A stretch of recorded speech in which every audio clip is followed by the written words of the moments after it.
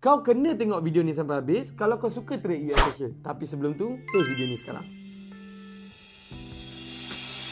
Baik, korang hanya perlu pergi kepada browser. Tak kisahlah Google Chrome, Safari, Internet Explorer, Mozilla Firefox. Macam Sam guna produk Apple, Sam akan guna Safari. Okay, apa yang korang perlu buat adalah korang search Finviz. Dan korang akan perlu ambil yang S&P 500 tu.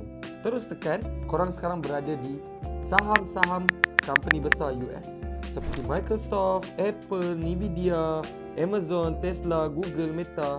So, stok-stok company US yang besar ni akan mempengaruhi US dollar, yang membuatkan US session korang untuk korang kenal pasti sama ada USD weak ataupun USD strong. Jadi, macam mana kita nak tahu USD weak? Korang hanya perlu fokus kepada kotak-kotak yang besar, sebab kotak-kotak yang kecil akan mengikut kotak-kotak yang besar. Kalau kotak-kotak yang besar ni berwarna merah pekat, korang fokus kepada untuk buy gold.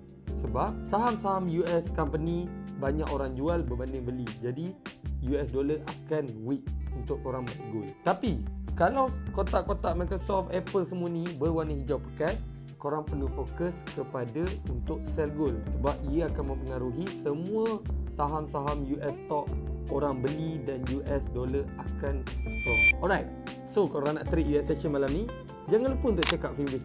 Follow Sam dan komen untuk video seterusnya.